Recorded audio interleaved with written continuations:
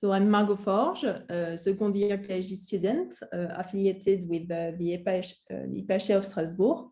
And I'm working on the nuclear structure of super EV nuclei. And today I'm going to give you a presentation about my new results on the decay spectroscopy of nobelium-254 with GABRIELA SHELS. So you can have a glimpse about the different topics I'm going to discuss with you. So first, I will show you the scientific context of my studies, and then the experimental setup. And after, I will talk about my results from my experiment reactions. And finally, I will talk about and discuss with you a potential super deformation in nobelium-254. And finally, I will give you a conclusions. So let's begin with the scientific context. So you have under your eyes the so-called table of nuclides with the number of protons according to the number of neutrons. You can find all the isotopes already discovered in green and in black until the element 118. So this is the organism, which lays at the last line of this table. The red and orange lines correspond to the theoretical limits of existence of nuclei, and they are called proton and neutron drip lines. And I am interested in nuclear structure of nuclei at extremum in charge and in mass in this area.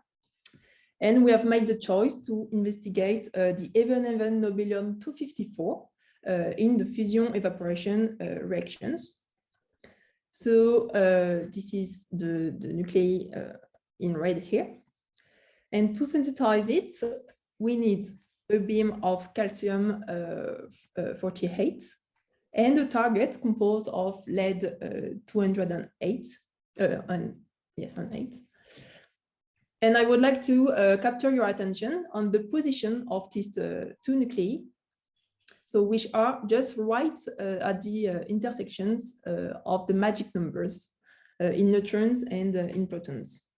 So these magic numbers procures an excess of stability to the reactions and permits to maximize the cross sections at 3 microbarn of the heavy region.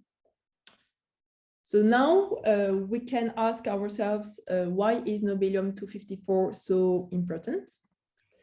So it turns out that nobelium-254 has 152 neutrons and has a deformed gap in neutrons, as we can see in this graph here. So this diagram is called the Nielsen diagram, showing the single neutron energy levels for heavy nuclei, as a function of the axial deformations. So the nobelium-254 exists at a deformation at around 0.25. And as we can see with the red orbital here, the nobelium-254 is also responsible for orbitals stability in other heavier nuclei, so here. And these nuclei are not accessible with the experiment for now. So this is very important to characterize it through the experiment in order to know more about the nuclear structure of super heavy nuclei. So now to study the nobelium-254, I use spectroscopy studies. So it means that I detect all the possible emissions from the nuclei through an experiment. And then I try to reconstruct with all these emissions the decay scheme of my nuclei. So to be clear, I give you an example here. I put you the ground state of nobelium-254 with all the excited states built on the ground state here, so the 2, 4, 6 plus states. And when the nobelium is sensitized and populate the ground states, for example, it wants to go back to a stable blend, so the ground state at 0 plus here. And to reach it, it needs to evacuate its energy by emissions of 2 types of radiations, so the gamma emissions in pink here, or internal conversion electrons in blue here. until it generally reaches its ground states with a certain lifetimes. So the lifetime here is of 55 seconds. And with the internal conversion electrons emissions, we can also get atomic relaxations effects, which is captured also by our detectors in the experiment. So these atomic relaxations consist on the rearrangement of the electronic cortege. So it's composed of two main effects. The first one is the fluorescence. So after the ejections of the electrons, another one from higher band takes its place, and by emitting quantified X-rays. And the other effect is the Auger electron emissions, where instead of having the emissions of an X-rays, we have the emissions of another electrons from other band here. So these are the basic emissions of any nucleus. But now it happens that sometimes the nucleus populates very special excited states called the K isomer. So the K corresponds to the projections of the angular momentum on the deformation axis here. And when the difference of K between two states, for example, if the projections is 4 for T states and 0 plus for the ground states, we have 4 angular momentum units to go through, and this is huge. So the system takes time to emit such electromagnetic transitions because of the selection rules that forbid these transitions. And this is where the lifetime is coming from for these kind of states. But hopefully they have lifetime at the order of magnitude of the microseconds or even more. And this is detectable by the experiment. And finally, one last possible radiation from our nucleus is the alpha. So the nobelium spontaneously decays through characteristic alpha emissions to a lighter nuclei. So here this is the 250 fermium, and so on. So we have to manage with all these emissions in order to build a decay scheme. So this is a lot of work to do. So now, how do we synthesize the nobelium-254? So we use the super heavy element separator, so SHELS, where the super intense beam of calcium after reaching the lead target is separated into the recall events, so the good events, while the intense beam is ejected of the trajectory thanks to the separator in speed. So then the good events cross the time of flight detectors and are implanted into the DSSD detector at the focal plane of SHELS. So here the GABRIELA setup is waiting and is composed of 8 tunnel detectors around the DSSD, themselves housed by germanium detectors. And all these different detectors are able to detect special kind of particles. And the strength of this setup is the improved efficiency in gamma detections compared to the last GABRIELA setup, and the possibility to get gamma-gamma and gamma electrons coincidences thanks to the Claudette clover composed of 4 independent detectors. So in order to have better idea of the experiment, I put you some photos. So here you have the implantation detectors on the back. So this is the thing that we see like a mirror on the back here, surrounded by 4 tunnel detectors. So we have 1, 2, 3, and 4 here. We notice that, I don't know if you see it well, but we can notice that the width of the strips are larger for the tunnel than the DSSD. And then I put you another photo of the DSSD detector in tunnel configurations, where you can see all the connections coming from the electronics of the different strips here. And finally, here, this is the whole GABRIELA setup with its germanium detectors here, the clover. The beam coming from the wall here, so the blue wall, the beam is coming from this wall. And the DSAD detector and the tunnel detector is supposed to be at the middle of these electronics and GABRIELA. So the method I use for data analysis is the following. So when the recall is sensitized at the target, it decays immediately to evacuate its energy at the target. So the decays here are at the order of the femto and or picoseconds. So this is very fast. And in my experiment, I don't have any detectors at the target.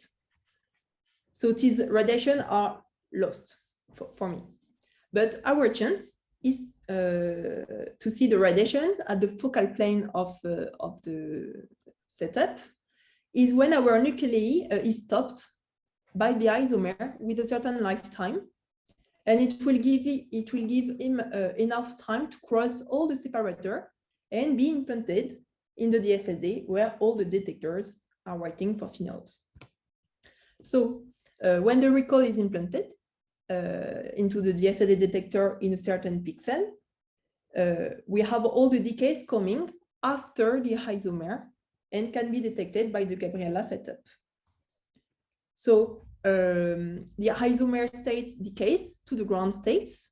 And during this process, we can capture all the gammas, the internal conversion electrons, the X-rays, etc. in the DSSZ, the tunnel, and the germanium detectors.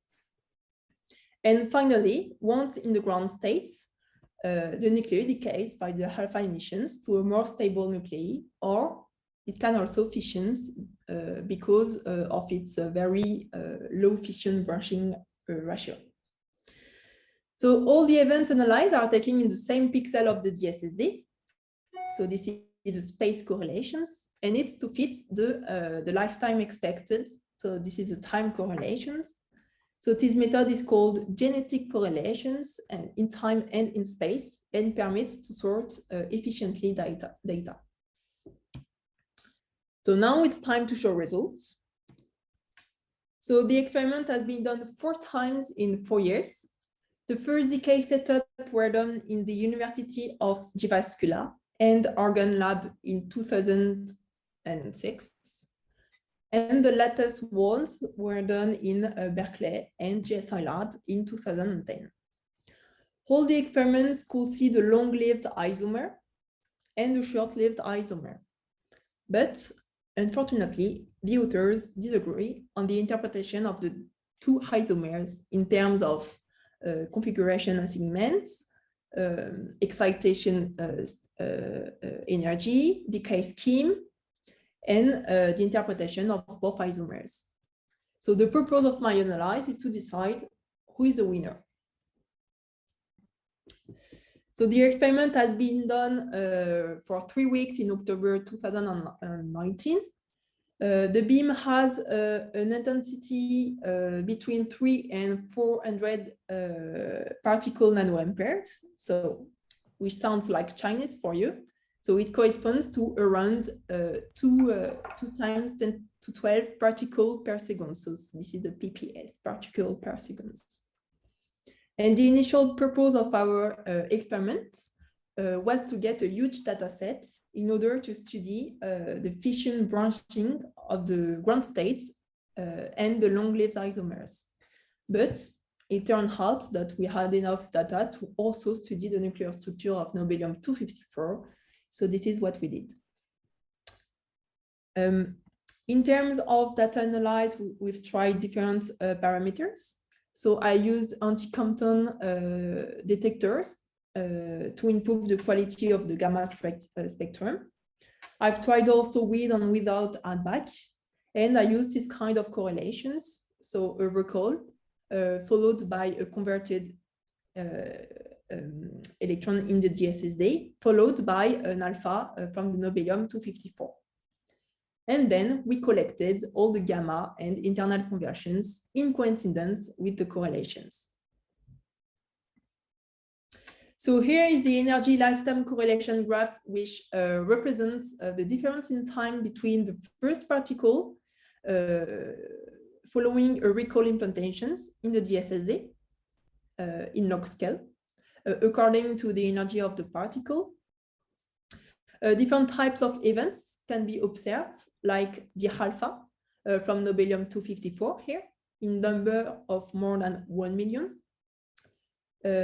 We can see also the electrons from the long-lived isomer and the short-lived isomers in large numbers. The power of this experiment is the high statistic data and the quality data, which is illustrated in the next slides. So I put you back the Clark's decay scheme in order to compare it to my new results. So we can notice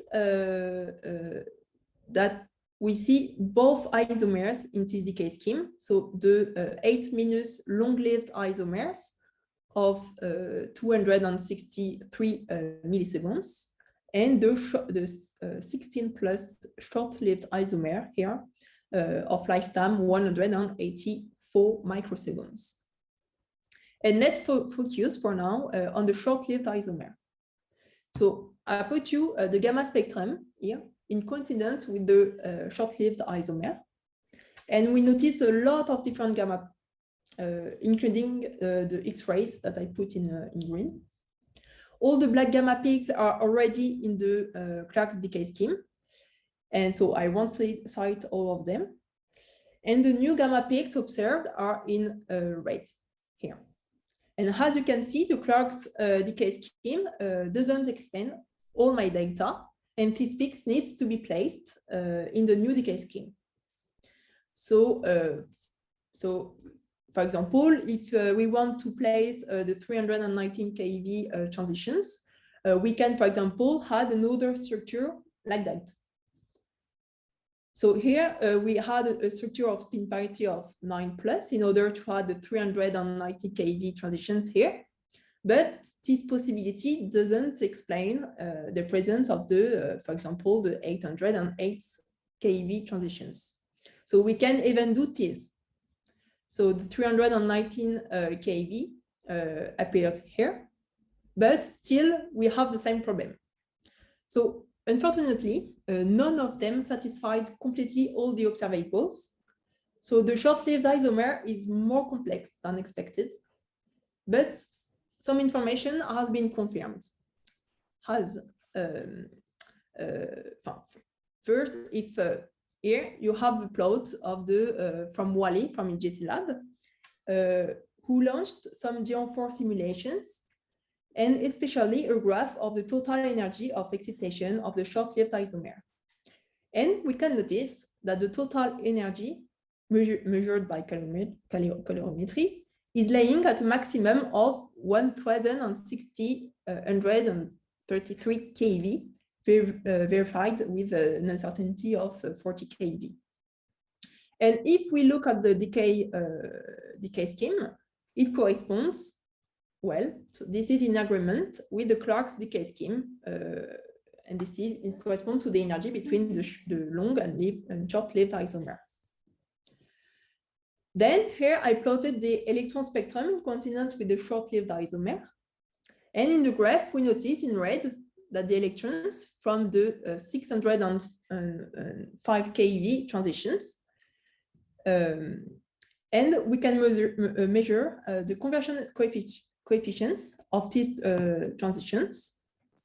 And we find that these transitions has conversion coefficients higher than E1 transitions. So if the transitions is an E2 transitions, this state, so the D+ state is not supposed to be a T+, but is supposed to be, for example, 11- and bent. So finally, we have a lot of other arguments which doesn't help us to interpret this short-lived isomer.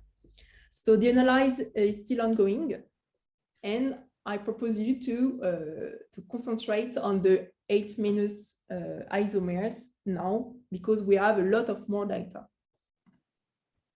So now we can do the same thing with the long-lived isomers. So I plot here the gamma spectrum in coincidence with the long-lived isomers. This is not the short one, this is the long one.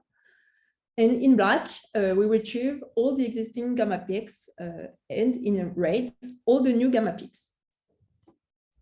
And we were able to place all of them in the new decay scheme here.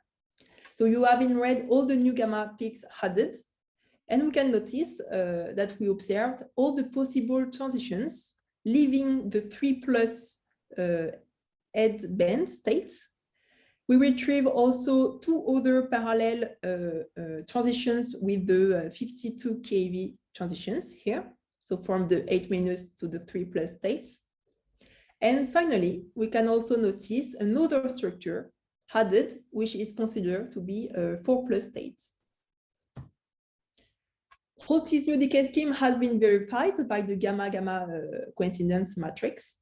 So I put you here a zoom of this matrix at high energies, and all the point packages correspond to a coincidence. And for example, here we notice that the 944 keV transitions is in coincidence with these 216 keV transitions. So this is in agreement with the new decay scheme. So finally, it turns out that the new 4+ headband states corresponds to the unfavored coupling of the orbitals 1/2 and 7/2-.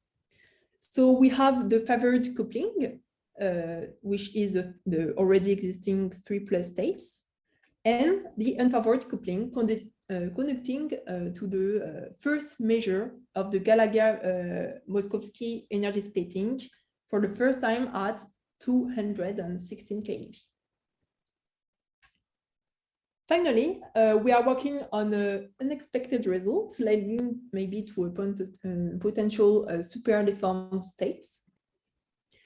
So here there is the internal conversion electron spectrum found in coincidence with the long-lived isomer in the tunnel at high energies. And for the reminder, I put you back again the coincidence in gamma at high energy also. And we recognize the conversions of the 3 gamma rays. So the 842 keV transitions. So we have the conversions here. The 887 keV transitions in blue, and the 943 keV transitions in red. And what we notice is that we have a huge peaks in blue, and compared to the gamma peaks, the ratio is really too high. If you see the gamma peaks here is very small, but the conversion is super high. So it means that this peak doesn't correspond to any intense peak in the gamma spectrum. So we have different solutions for that. First, maybe we've got super transitions of the 887 keV transitions with a very highly converted transitions. So it can be a M4 or more transitions. But if this is the case, its lifetime doesn't fit the lifetime of the isomer. So maybe we have a contribution from E0 transitions. So first, maybe the 887 keV transitions is accidentally mixed with another states more deformed with E0 contributions. Or we have maybe another E0 transitions at energy also at 885 keV. And so the possible interpretation from these E0 transitions can be a pure E0 transitions from the 0+ states to the ground states. So if I show you again the decay of the long-lived isomer, the already existing 887 kV transitions is maybe accidentally mixed with an E0 transitions from other deformed states, or the existing of a new E0 transitions can only be positioned between the ground states and another 0+ states. So the existence of these new states can likely be explained by a super deformations in nobelium-254. But these results is not a rabbit out of the hat because it has been predicted several times with theory calculations. So first, in 2000, Eguido and Robledo predicted a super deformed well at around 2 MeV. And this super deformed minimum can survive the spin. De La Roche also has predicted in 2006 this super deformation at an energy excitation of 1 MeV above the ground states. And finally, we began a collaboration with the shell model theoreticians in IPHC of Strasbourg. For now, calculations fits well the experiment, as you can see in this graph. And since Dubna could reproduce the 8- long-lived isomer, and they will be, maybe in the future, they will be able to use the shell model calculations to predict the Gallagher-Minkowski energy splitting. And we have also Jerzy Dudek, which has calculation ongoing, and using the mean field theory. And maybe they will be able to explain how we can populate the super deformed states or not. So in conclusions, we have studied both isomers. So the long-lived isomers has revealed a new state in nobelium-254. In particular, E0 contributions, so maybe explained by a super deformed states. And now we are waiting for theoretical calculations to explain why we are able to populate these super deformed states. And then we were looking at the new structure of the short-lived isomer decay scheme, and the analysis is almost finished and still ongoing for now. So I would like to thank all the collaborators for this project, and thank you all for your attention.